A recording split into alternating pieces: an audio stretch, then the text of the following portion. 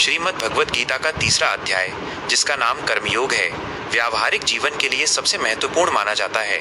इसमें भगवान श्री कृष्ण ने बताया है कि बिना कर्म किए कोई रह नहीं सकता, इसलिए कर्म को छोड़ना नहीं बल्कि उसे सही तरीके से करना जरूरी है। यहाँ इस अध्याय की मुख्य बातें और कहानी दी गई है। 1. अर्जुन की दुविधा, कन्फ्यूशन। अध्याय के शुरू में अर्जुन थोड़े भ्रमित हो जाते हैं। वे कृष्ण से पूछते हैं, हे जनार्दन, यदि आप ज्ञान को कर्म से मानते हैं तो फिर मुझे इस भयंकर युद्ध कर्म में क्यों झोंक रहे हैं? आप साफ साफ बताइए कि मेरे लिए कल्याणकारी क्या है। 2. कर्म से कोई बच नहीं सकता। श्री कृष्ण उत्तर देते हैं कि इस संसार में कोई भी मनुष्य एक क्षण के लिए भी बिना कर्म किए नहीं रह सकता। यहाँ तक कि शरीर को जीवित रखने के लिए भी कर्म, जैसे सांस लेना, खाना करना पड़ता है।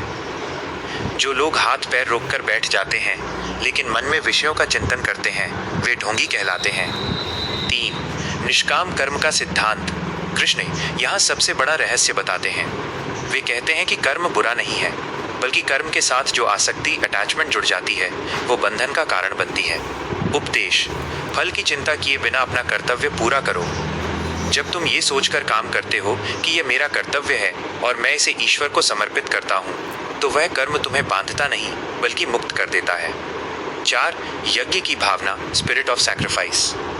श्री कृष्ण बताते हैं कि सृष्टि का चक्र, यज्ञ, दूसरों के लिए सेवा पर आधारित है। जैसे सूर्य रोशनी देता है, नदियाँ जल देती हैं और पेड़ फल देते हैं। वे अपना कर्म बिना किसी स्वार्थ के करते हैं।